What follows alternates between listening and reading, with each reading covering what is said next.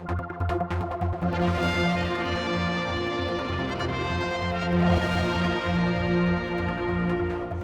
the end of the quarter-finals here at the CONIFA World Cup of Football, and we can't show any of the action, but my goodness, wow, absolutely, guys, wow. Best start with you, Senior. The dream just goes on. We came here expecting to play a higher standard, and we got here, and trust me, they are a very...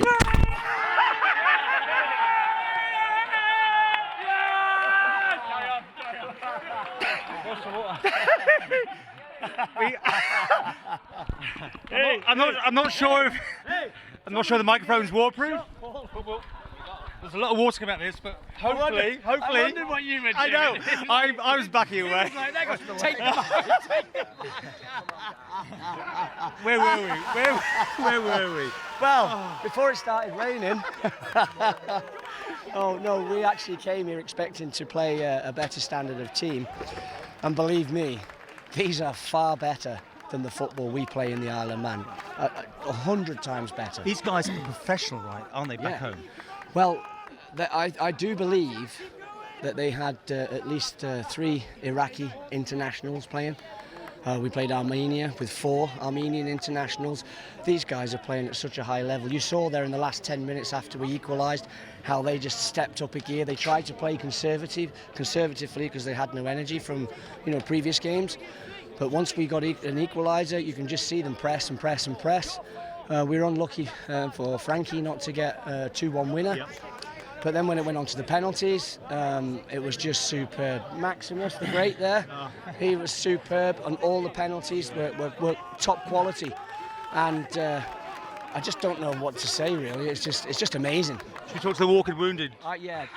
Hey, that was pretty dramatic. Fantastic. At the end of the day, the result what matters. What about you, though? Well, I think it's definitely ligament damage.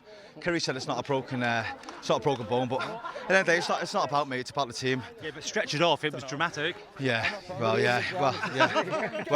I was injured, but people were getting stretched off and literally come to the sideline, putting it back on. But like Chris said before, I think that was part of the game to slow the tempos down and break it up and that. But at the end of the day, when it went to penalties, I just thought Max was going to do it because he made 2 amazing saves at the end there, and that's where it really started, I think.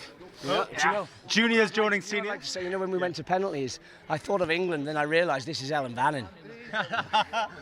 Mr. Doyle. Yeah. Go on. It's honestly the best feeling I've ever had in football, and it was so frustrating throughout the game with them starting.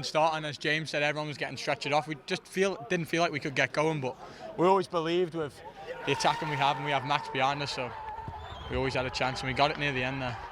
What people won't really get back home, and we've dealt with this in another section, I don't want to go back over that. It's been a lot of controversy about this whole who you're going to play today. So was the pressure on you guys more because of that? Because were you righting a wrong? It wasn't a pressure, it was an irritant, because it makes you lose your focus of where you need to go. And it's a difficult thing not to know who you're playing. And we didn't know who we were playing until about 1 o'clock today. But there had been many discussions that had gone on throughout the day and the previous day. And we've had meetings with the players, and I'm not a big fan of meetings. You don't need meetings. They know what the job is. They know what they've got to do.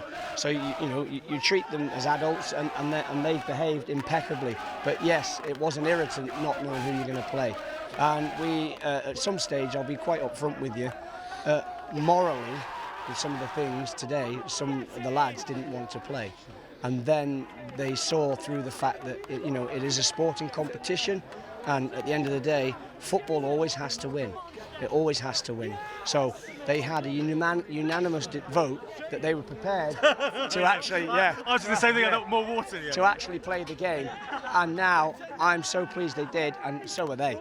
So are they. At the end of the day, we took a decision, and like Chris said, it's not good deciding on meetings and stuff like that, and there was problems, but at the end of the day, we as players, we did have a meeting, and we looked at it and we thought we can either, How close were you not to playing then?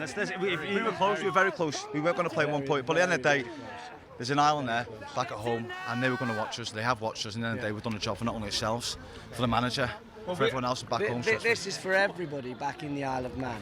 For all those people that have paid to watch these games, this is who that's for. Because, you know, they had their meeting, they weren't going to play, and then they decided that the people at home who had paid to see previous games deserved and needed to see us play.